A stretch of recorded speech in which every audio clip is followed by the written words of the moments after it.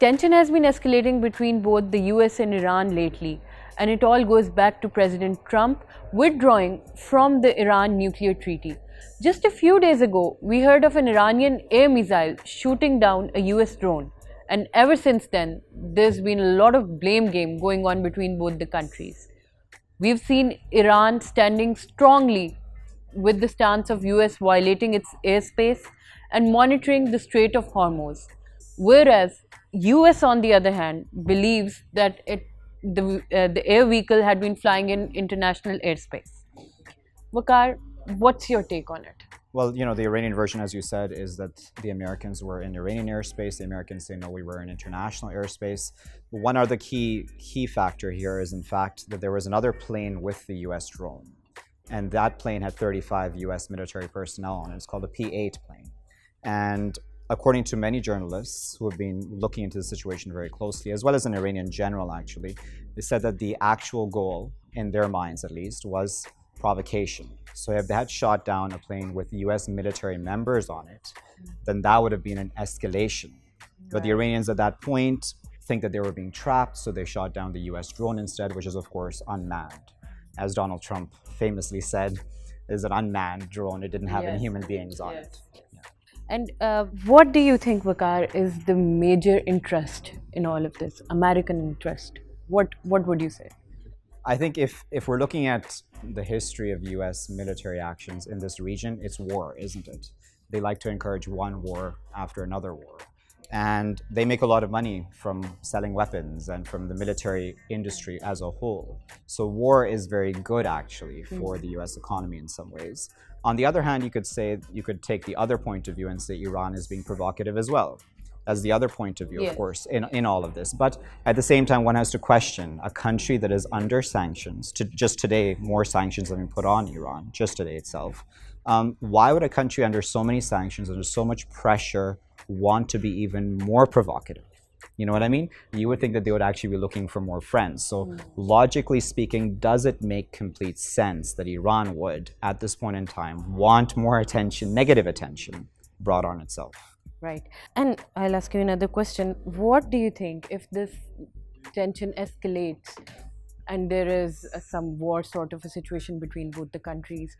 What impact would it have on this region specifically, in countries like Afghanistan and Pakistan?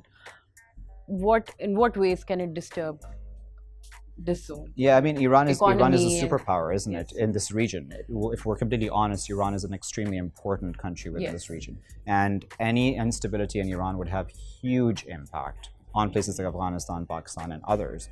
And no one would even want that day to come, to be honest, from these countries or from any country, really.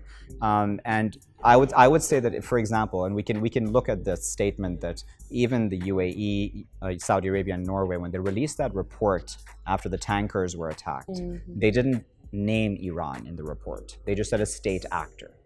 That could obviously mean that there wasn't evidence at that time, but even they were very careful about not naming any country, because all of the above realize that war and escalation is not in their favor either. That's right. So, Waqar, where do you think is this all heading? It's interesting, the statements that have come out from the Trump administration, they've been very confusing, haven't they? One day they say, we'll attack Iran. The other, he ordered a strike, and then 10 minutes before the strike happened, he pulled back. And now we have Mike Pompeo in the region. These mixed signals of we want peace, we don't want peace, we like Iran's government, we don't like Iran's government, we want to be friends with them, we don't want to be friends with them. It's confusing, but it's interesting that even Iran's most senior figure, political figure, Ayatollah Khamenei, said there will not be war. Even in the midst of all this pressure where everybody is thinking that there will be war. Yes. If the highest figure in Iran says, no, there will not be war, he must obviously know something that we probably are not seeing on the outside. So I would go with him, and I would think that even the Americans are not that dumb that they would actually want to spark war with Iran. Waqar, Iran has said that they will retaliate if there's anything that disturbs their sovereignty. Yeah. So if they're making statements like this, will this escalate, you think? I think that, if there is an escalation, and there might very well be more such incidents, because I think we're in a situation where both sides are testing each other a bit right now, right? So the Americans are testing the Iranians, like how much can they push them, how far can we enter into their airspace or their naval waters even. But Iran has been very clear about all this from day one, right? If you enter our airspace, we'll shoot down your drone. They did that already. They're just testing the water. By just testing the water. And then, if Iran has also been very clear, actually, that it would even close the Strait of Hormuz if there would be any naval issues happening, and if borders were to be closed, or if oil exports were to be zeroed as well.